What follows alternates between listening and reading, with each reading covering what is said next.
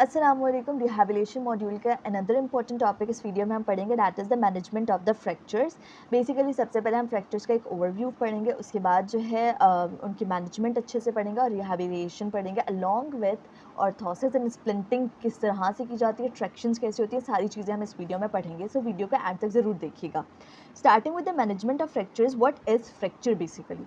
So fracture is a break in the continuity of the bone. एक bone है, उसके अगर कंटिन्यूटी में ब्रेक आ गया, either partial, complete, spiral, oblique, किसी भी तरह का उसकी कंटिन्यूटी में ब्रेक आया है तो डैट मीन्स कि बोन जो है वो फ्रैक्चर हो गई है। कॉज ऑफ फ्रैक्चर की बात की जाए तो there could be direct blow on the bone, bone पे डायरेक्ट ब्लो हुआ है, डायरेक्ट ट्रॉमा हुआ है, ब्लंट इंजरी है जैसी भी, लेकिन डायरेक्ट हुई है to the bone. Crushing forces हैं, सडन ट्विस्टिंग मोशन की वजह से, एक्सेसिव एक्सरसाइजेज में भी होता है कि आपके पास कोई ना कोई बोन मतलब ब्रेक हो जाती है, या जो डांसर्स होते हैं, एथलीट्स होते हैं, उनमें भी ऐसी ट्विस्टिंग मोशंस हो जाती हैं जिसकी वजह से बोन जो होती है वो फ्रैक्चर हो जाती है। देन एक्सट्रीम मसल कॉन्ट्रैक्शन की वजह से भी हो सकता है, जैसे कि आपके पास टेटनस होता है, उसमें हो सकता है। टेटनस में आपके पास बॉडी बिल्कुल स्टिफ हो रही होती है, उसकी वजह से हो सकता है। अब बात करते हैं टाइप्स ऑफ फ्रैक्चर की। Number 1 we have complete fracture, जिसमें आपके पास बोन्स जो होंगी वो दो टुकड़ों में हो जाने वाली चीज़ हो जाती है कि एक बोन है बिल्कुल स्ट्रेट, अब वो तोड़ के एक ऊपर वाला पार्ट हो गया और एक नीचे वाला पार्ट हो गया, ऐसे दो टुकड़ों में हो जाना बोन का। कॉमन आपके पास कंप्लीट फ्रैक्चर होता है। इनकम्प्लीट फ्रैक्चर होता है आपके पास जो कि पार्शियल मतलब ब्रेक आ रहा होता है इन द बोन। ये बच्चों में ज़्यादा कॉमन होता है ये इनकम्प्लीट फ्रैक्चर। क्लोज्ड या सिंपल फ्रैक्चर की बात की जाए तो इसमें आपके पास सिर्फ बोन टूटती है, लेकिन जो है आपके पास कोई वूंड नहीं बनता बाहर, या फिर बोन जो होगी वो स्किन को पियर्स नहीं कर रही होती, स्किन की इन्वॉल्वमेंट नहीं होती इसकी। ओपन, कंपाउंड या कॉम्प्लेक्स फ्रैक्चर की बात की जाए तो इसमें आपके पास जो स्किन है, जो आपके पास मेम्ब्रेन्स होती हैं वो भी रप्चर हो जाती है, मसल्स भी रप्चर हो जाती हैं, और बोन्स का जो एंड होता है वो स्किन को टच कर रहा होता है। The thing is that open fracture जो होता है ये आपके पास इसमें आपके पास स्किन इंटैक्ट नहीं मिलती, क्लोज्ड में आपके पास स्किन इंटैक्ट मिलती है ना, सिंपल वर्ड्स अगर लें तो इसे। अच्छा, ओपन फ्रैक्चर की भी आगे ग्रेडिंग है। इस ग्रेडिंग की मैंने एक स्लाइड बनाई हुई है, वो आप ज़रूर अच्छे से देख लीजिएगा, बट यहाँ पे एक बेसिक कॉन्सेप्ट अगर मैं दूँ, सो ग्रेड 1 क्या होता है कि क्लीन वूंड है लेस देन 1 सेंटीमीटर का। ग्रेड 2 क्या होता है कि मोर देन 1 सेंटीमीटर से लेकर लेस देन 10 सेंटीमीटर के बीच में वूंड होता है with no extensive soft tissue injury. अभी इसमें सॉफ्ट टिश्यू इंजरी इतनी ज़्यादा नहीं होती। ग्रेड 3 मोर देन 10 सेंटीमीटर का वोंड होता है और उसके साथ आपके पास एक्सटेंसिव सॉफ्ट टिश्यू इंजरी मिल रही होती है। अच्छा, ओपन या कंपाउंड फ्रैक्चर में जो आपके पास मैनेजमेंट होती है ना, वो सबसे पहले स्टार्ट हो रही होती है विद द वूंड। आपने सबसे पहले वूंड को क्लीन करना है, वूंड डिब्रीटमेंट करनी होती है ताकि आपके पास यहाँ पे इन्फेक्शन ना हो, इन्फेक्शन होकर मजीद बॉडी में स्प्रेड ना हो। सबसे से बचाने के लिए आपने सबसे पहले वूंड को क्लीन करना होता है in the open fracture. Green stick fracture क्या होता है? ये बच्चों में होने वाला फ्रैक्चर। इसमें क्या होता है कि जब आपके पास एक साइड से बोन जो है वो टूट जाती है, जैसे मैंने आपको बताया कि बच्चों में इनकम्प्लीट फ्रैक्चर्स कॉमन होता है। सो दूसरी तरफ से जो बोन होती है वो बेंड कर जाती है। ये पिक्चर से जब आप देखेंगे तो आपको बहुत अच्छे से कॉन्सेप्ट आएगा कि एक तरफ से बोन फ्रैक्चर्ड होगी और दूसरी तरफ से बोन की बेंडिंग हो रही होगी। स्पाइरल फ्रैक्चर या टॉर्जन फ्रैक्चर क्या होता है? ये आपके पास वो फ्रैक्चर है जो कि ट्विस्टिंग फोर्स से होता है। एक्सेसिव आपने मसल को ट्विस्ट किया, एक्सेसिव आपने पैर को ट्विस्ट किया या हाथ को ट्विस्ट किया, हाथ मोड़ देते हैं लोग एक दूसरे का मजाक में या गुस्से में, जैसे भी। सो उस एक्सेसिव ट्विस्टिंग की वजह से भी आपके पास फ्रैक्चर हो सकता है, and that fracture is spiral fracture.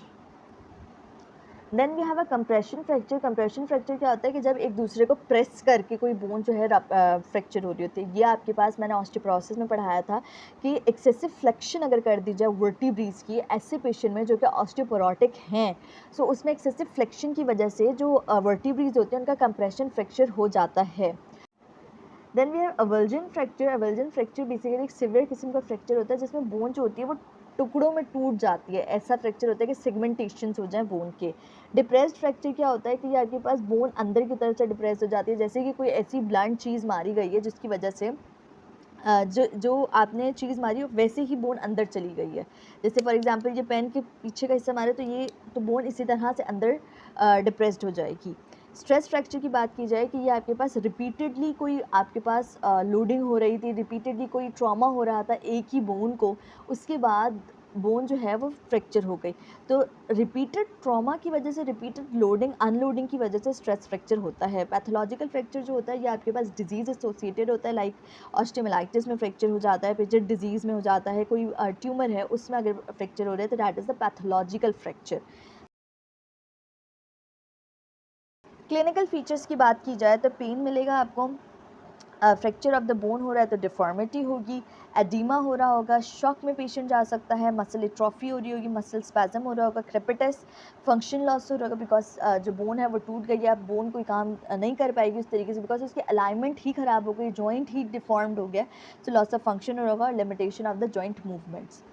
Now these will all were the types of fracture, कौन कौन सी तरह के फ्रैक्चर्स हो सकते हैं, उसकी क्लिनिकल फीचर्स क्या हो सकते हैं, देन फ्रैक्चर्स की हीलिंग किस तरह से होती है। सो फ्रैक्चर हीलिंग में सबसे पहले बात करते हैं वुल्स लॉ की। तो वुल्स लॉ क्या होता है कि आपके पास बोन जो है ये एक एबिलिटी रखती है कि ये किसी भी लोडिंग फोर्स से खुद को मतलब खुद में चेंजेस करके उस फोर्स को ओवरकम कर सकती है। द थिंग इज़ दैट अगर बोन के ऊपर बहुत ज़्यादा लोड डाला जाए तो बोन अपनी इंटरनल आर्किटेक्चर को चेंज करके कंप्रेशन और टेंशन फोर्सेस ऐसी जनरेट करती है कि उस स्ट्रेस को, उस लोड को ये अच्छे से विथस्टैंड कर सकती है, ओवरकम कर सकती है। So this is wolves law. उसके बाद बात करते हैं कि बोन इटसेल्फ एक लिविंग टिश्यू है और ये अपनी ग्रोथ और रिजॉर्प्शन को खुद ही एक इक्विलिब्रियम में रखता है। स्टेजेस ऑफ फ्रैक्चर हीलिंग की बात की जाए तो 5 स्टेजेस होती हैं। हेमाटोमा बनना, देन पेरियोस्टियल एंडोस्टियल प्रोलिफरेशन होना, कैलस फॉर्मेशन होना, कंसोलिडेशन होना और रीमॉडलिंग होना। नाउ अब आप ये कब सस्पेक्ट करते हो कि हाँ जो बोन है वो हील्ड हो गई है, जो फ्रैक्चर है वो ठीक हो गया है। So it depends upon basically कि फ्रैक्चर का टाइप क्या था, पेशेंट की एज क्या थी, पेशेंट का न्यूट्रिशनल स्टेटस कैसा है, मैलनरिश तो नहीं था पहले से, तो उसकी वजह से जो आपके पास बोन की हीलिंग है वो भी डिले हो रही होगी, और जो आपने उसको ट्रीटमेंट प्रोवाइड किया वो किस तरह का है, क्योंकि हर ट्रीटमेंट की अपनी एबिलिटीज़ होती हैं और अपना एक टाइम पीरियड होता है कि वो कंप्लीट रिकवरी इतने पीरियड में देगा। अब आप कंप्लीट हीलिंग से कब कहते हो, जब आपके पास जो पेन है वो बिल्कुल एब्सेंट हो on weight lifting, on walking, on weight bearing.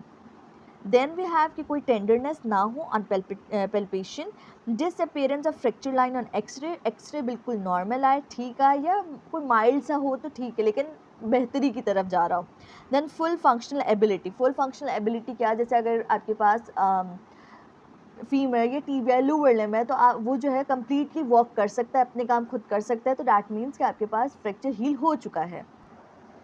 अब बात करें time for a fracture to unite, so जो आपके पास कैंसरलेस बोन्स होती हैं वो क्विकली हील कर जाती हैं, कुछ बोन्स जो होती हैं वो स्लो टू हील होती हैं, जैसे कि लोअर 1/3 ऑफ टीबिया होता है। देन अगर फ्रैक्चर को कम्प्लीटली इमोबिलाइज्ड रखा जाए कि कोई मूवमेंट ना हो, 3-4 महीने हो गए बिल्कुल मूवमेंट नहीं है, इनिशियली तो आप उसे इमोबिलाइज रखते हो, लेकिन अब ऐसा नहीं कि आपने कंटिन्यूस उसे इमोबिलाइज ही रखना है, मोबिलिटी को जनरेट करना पड़ता है ताकि आपके पास कैलस फॉर्मेशन हो। सो अगर आपके पास कम्प्लीटली रिजिडली इमोबिलाइज्ड है पेशेंट का वो लिम्ब, तो उसमें भी आपके पास जो कैलस फॉर्मेशन होती है वो नहीं हो रही होती। Union of fracture in children is quicker, 4 to 6 weeks के अराउंड जो होता है आपके पास कंसोलिडेशन के स्टेप्स तक पहुंच जाता है फ्रैक्चर हीलिंग इन चिल्ड्रंस। कुछ ड्रग्स जैसे कि एसिड्स होते हैं ये फ्रैक्चर हीलिंग को अफेक्ट कर रहे होते हैं, क्योंकि ये आपके पास इन्फ्लेमेशन को रोक रहे होते हैं, जो आपके पास पेरियोस्टियल और एंडोस्टियल प्रोलिफरेशन होती है वो नहीं हो रही होती, सो ये आपके पास डिले कर रही होती है। देन ऐसे इंडिविजुअल्स जो कि स्मोकिंग करते हैं तो उनमें भी आपके पास जो हीलिंग है वो डिले होगी, नॉन यूरियन की तरफ भी जा सकती है। कुछ रीसेंट वर्क ने ये भी सजेस्ट किया कि लो इंटेंसिटी अल्ट्रासाउंड थेरेपी अगर दी जाए तो उससे भी आपके पास फ्रैक्चर हीलिंग जो होती है वो रैपिड हो जाती है। Now we have principles of fracture management. क्या आपके पास मेन एम्स एंड ऑब्जेक्टिव्स हैं for the fracture management? Number 1 we have कि आप उसे रिड्यूस करें, उसकी एक्चुअल पोजीशन पर लाएं या इतनी पोजीशन पर ले आएँ कि वो आपके पास फंक्शनली एबल हो जाए पर्सन। दूसरा, ऑप्टिमल हीलिंग एनवायरनमेंट प्रोवाइड करना for the fracture bone to heal rapidly and to relieve the pain. Now the first thing we have reduction. Reduction क्या होती है कि अब जो बोन आपके पास ये बोन थी एक कंटिन्यूस थी, अब ये यूं हो गई है, या जिस तरह से भी उसकी डिसअलाइनमेंट हुई है ना, उससे अलाइन करना। रिडक्शन इज़ बेसिकली अलाइनमेंट करना, रीपोजिशनिंग करना फ्रैक्चर्ड बोन्स की। We have two types of reduction, closed reduction and open reduction. Closed reduction में आपके पास कोई सर्जिकल इंटरवेंशन नहीं होती, इसमें आपने सिर्फ एक्सटर्नली मैनिपुलेट करना होता है either in the presence of general anaesthesia और लोकल एनेस्थीसिया, और आपने एक्सटर्नल मैनिपुलेट करके बोन्स को अलाइन करना होता है।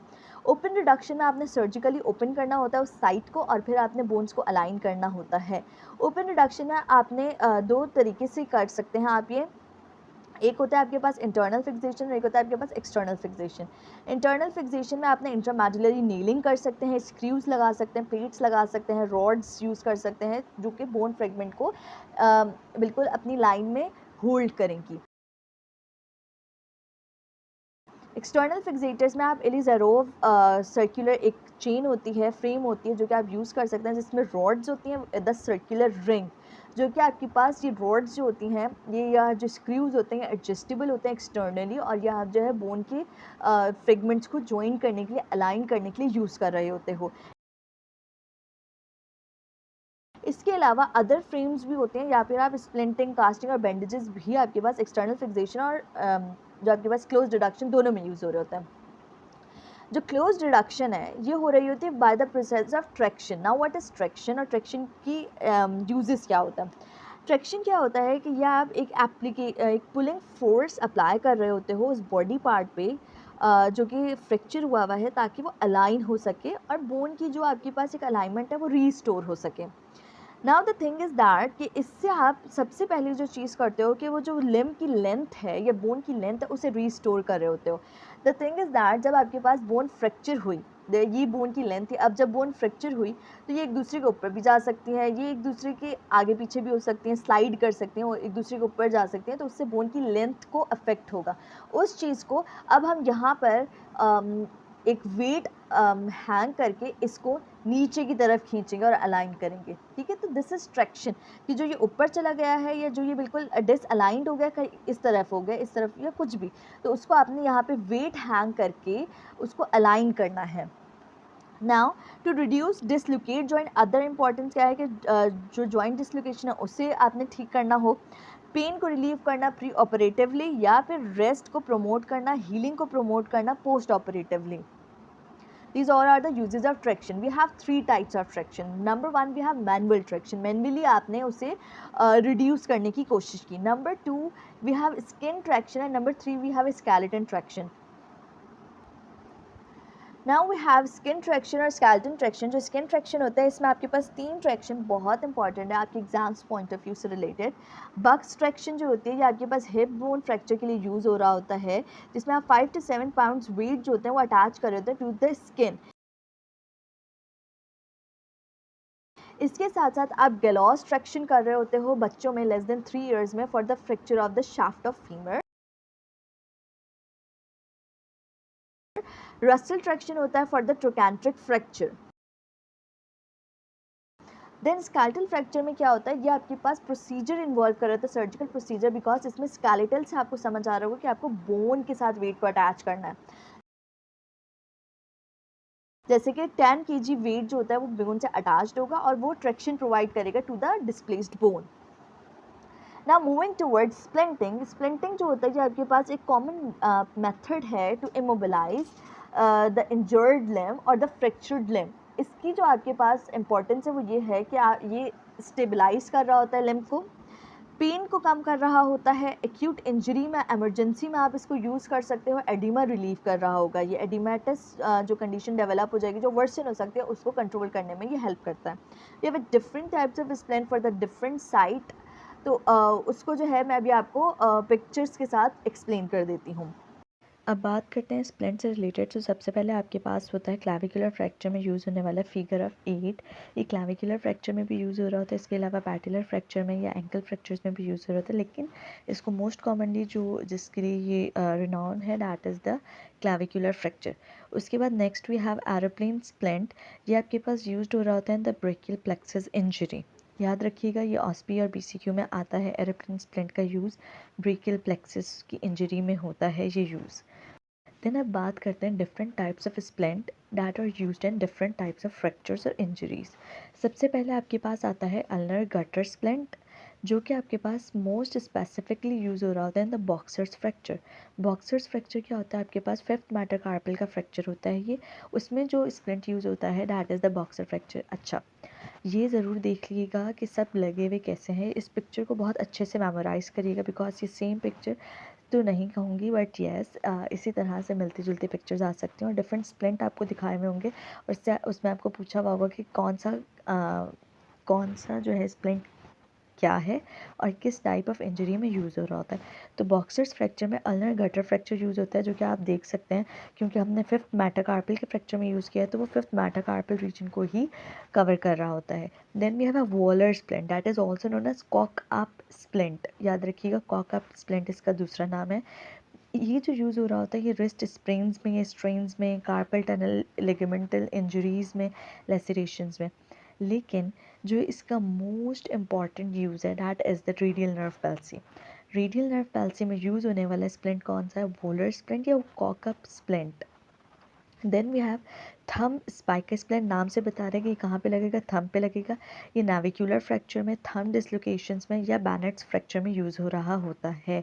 Then we have sugar tong splint, जो कि कोलीज फ्रैक्चर में यूज़ होता है। याद रखिएगा, शुगर टोंग स्प्लिंट जो होता है वो कोलीज फ्रैक्चर में यूज़ होता है। And we have a sugar tong splint and other, जो कि यूज़ हो रहा होता है ह्यूमरल फ्रैक्चर में। सो एक आपके पास यूज़ हो रहा है कोलीज फ्रैक्चर में और एक आपके पास यूज़ हो रहा है in the humeral fracture. Then we have a long arm splint, और लॉन्ग आर्म भी कौन सा वाला, पोस्टीरियर वाला, जो कि सप्राकंडालर फ्रैक्चर एल्बो स्ट्रेन या स्प्रेन्स में यूज़ होता है। पोस्टीरियर शॉर्ट लैग स्प्लिंट, जो कि सिर्फ नी जॉइंट तक जाता है, that is use for the tibia and fibula fracture या metatarsal fracture. Then we have posterior long leg splint, जो कि आपके पास हिप तक जाएगा, जो कि नी डिसलोकेशन में, नी की इंजरीज़ में, नी की जो लिगामेंटल इंजरीज़ होती हैं, इंटीरियर पोस्टीरियर क्रूशिएट या मेनिस्कल इंजरीज़ वगैरह, या फेमोरल शाफ्ट फ्रैक्चर्स में यूज़ हो रहा होता है ये। Then we have stirrup splint, ये याद रखिएगा, स्टिरअप स्प्लिंट के नाम से पूछा जाता है कि ये एंकल फ्रैक्चर में यूज़ होता है। Then we have medial lateral long leg splint, जो कि यूज़ हो रहा होता है ligamental injuries of the knee and tibia fibula fractures. इन सब के नाम के साथ उनकी जो इंडिकेशंस है वो ज़रूर याद रखिएगा। These all are very important splints for your OSPI और BCQ एग्ज़ाम्स। अब ये अनदर टाइप्स ऑफ स्प्लिंट होते हैं जैसे वुडन प्लैंक। इसमें क्या होता है कि आप अपने लिम्ब को या जो भी इंजर्ड लिम्ब है उसको आपने रखा और वहीं पे टाई कर दिया ताकि वो बिल्कुल इमोबिलाइज हो जाए। उसके लिए आपने वुडन प्लैंक यूज़ कर सकते हैं, क्रैमर वायर स्प्लिंट यूज़ किया जा सकता है। देन हमारे पास ये होता है थॉमस स्प्लिंट। थॉमस स्प्लिंट जो होता है ना, ये ट्रैक्शन में यूज़ होता है। जो मैंने आपको स्किन ट्रैक्शंस पढ़ाई हैं या स्केलेटल ट्रैक्शंस पढ़ाई हैं ना, उसमें ये थॉमस स्प्लिंट यूज़ हो रहा होता है। ये आपके पास हिप और थाई इंजरीज़ में इनको इमोबिलाइज करने के लिए यूज़ हो रहा होता है। उसके बाद आपके पास इन्फ्लेटेबल स्प्लिंट होता है। अगेन इसका काम क्या है, इमोबिलाइज करना सराउंडिंग में वेट देकर। Then we have head halter sling. Head halter sling की जो है अगर बात की जाए तो ये आपके पास सर्वाइकल इंजरीज़ में आप यूज़ कर रहे होते हो। ये यूज़ होता है as a splint as a immobiliser, जो कि आप सर्वाइकल इंजरीज़ में यूज़ करते हो, जैसे वी प्लैश इंजरीज़ वगैरह होती हैं। सो जो मोस्ट इम्पॉर्टेंट लगी मुझे स्प्लिंट वो मैंने आपसे शेयर करती है। होप्स आपको हेल्प होगी। जज़ाकल्लाह।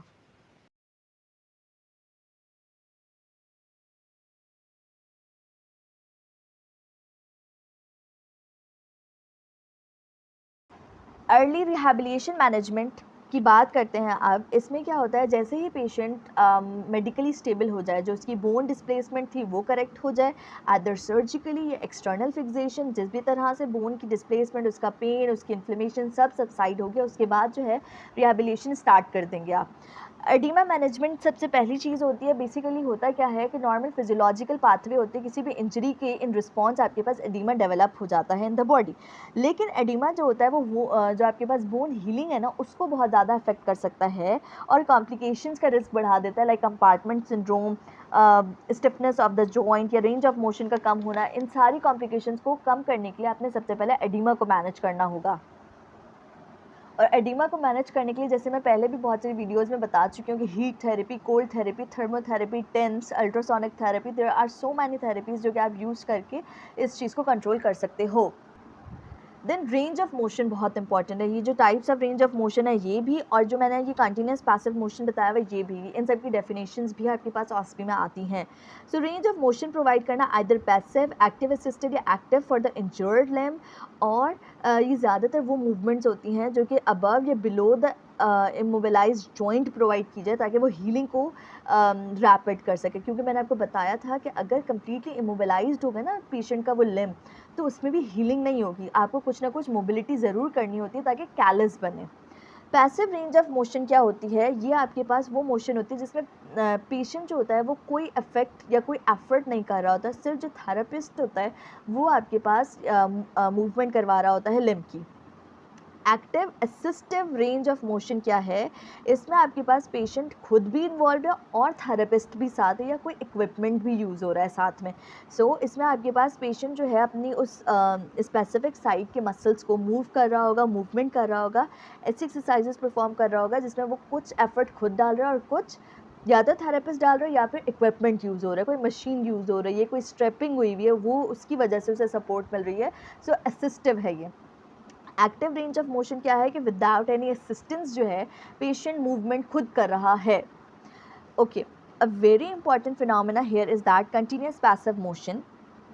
कंटिन्यूस पैसिव मोशन डिवाइसेस होती हैं ये एक ख़ास किस्म की, जो कि फ़र्स्ट फेज़ ऑफ रिहैबिलिटेशन में यूज़ हो रही होती हैं किसी भी सर्जिकल प्रोसीजर के बाद पेशेंट्स में। इनका काम क्या होता है कि ये पेन को कम करेंगी, इन्फ्लेमेशन को कम करेंगी, पैसिव मोशन प्रोवाइड करेंगी, रेंज ऑफ मोशन बढ़ाएंगी और rapid healing करवाएंगी।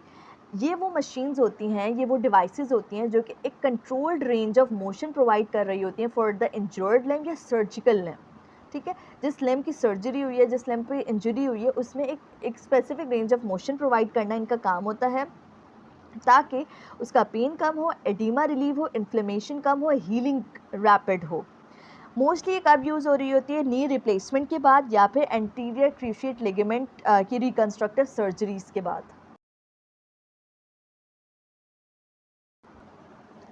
Then we have graded progressive exercises. ये वो एक्सरसाइजेज होती हैं जो ये पर्सन टू पर्सन वेरी कर रही होती हैं, क्योंकि जैसे मैंने आपको बताया फ्रैक्चर की हीलिंग भी पर्सन टू पर्सन वेरी करी होती है, उसकी एज की बेसिस पे, उसके टाइप ऑफ फ्रैक्चर की बेसिस पे, उसकी न्यूट्रिशनल स्टेटस की बेसिस पे, there are so many factors जो कि इन्फ्लुएंस कर रहे होते हैं। सो यहाँ पर अभी ये प्रोग्रेसिव ग्रेडेड एक्सरसाइजेज होती हैं जो कि पर्सन टू पर्सन वेरी करी होती हैं, स्ट्रेंथ और मोबिलिटी प्रोवाइड करने के लिए होती हैं। अगर जैसे मैंने लास्ट वीडियो में भी आपको बताया था आर्थराइटिस की कि एक्यूट फेज़ में सिर्फ isometric exercises are the choice of exercises, या सिर्फ यही अलाउ होती हैं। बेड मोबिलिटी की बात की जाए कि जो पेशेंट्स इस तरह के होते हैं जिनकी लिम्स फ्रैक्चर हो जाते हैं, स्पेशली लोअर लिम्स, तो वो कंप्लीट बेड रेस्ट पर होता है। अब उनके कंप्लीट बेड रेस्ट की वजह से उन्हें प्रेशर अल्सर्स बन सकते हैं, पोस्टरल हाइपरटेंशन हो सकती है, रेस्पिरेटरी डिसफंक्शन हो सकता है, डीवीटी हो सकता है, डीप वेनस थ्रोम्बोसिस हो सकता है। तो ये सारी चीज़ों, या मसल डिस्ट्रॉफी भी हो सकता है। इन सारी चीज़ों को प्रिवेंट करने के लिए उन्हें कुछ पार्शियल मोबिलिटी ज़रूर प्रोवाइड की जाए ताकि हम इन कॉम्प्लिकेशंस को अवॉइड कर सकें। Then we have education and counselling of the patient and his care giver. Care giver की और पेशेंट की दोनों की ही काउंसलिंग बहुत इंपॉर्टेंट रोल प्ले कर रही होती है in the progress of the patient या prognosis of the patient's health. Then we have at last complication of fracture क्या हो सकती हैं, अर्ली एंड लेट। अर्ली में आपके पास हाइपोवॉलेमिक शॉक हो सकता है, फैट एम्बोलिज्म हो सकता है, कंपार्टमेंट सिंड्रोम हो सकता है, deep venous thrombosis and infection हो सकता है। लेट की बात की जाए तो डिलेड यूनियन या नॉन यूनियन हो सकता है, avascular necrosis of the bone हो सकती है, and reaction to the internal fixative devices, जो आपने नेलिंग की है, प्लेटिंग की है, उनसे कोई रिएक्शन हो जाए, या किसी को प्लास्टर ऑफ पेरिस से भी रिएक्शन हो जाता है। तो ये जो आपने स्प्लिंटिंग मटीरियल यूज़ किया है, जो आपने फिक्सेटिव यूज़ किया, उससे भी रिएक्शन हो सकता है। This is all about management of fracture. Hopes आपको समझ आया होगा। जज़ाकल्लाह।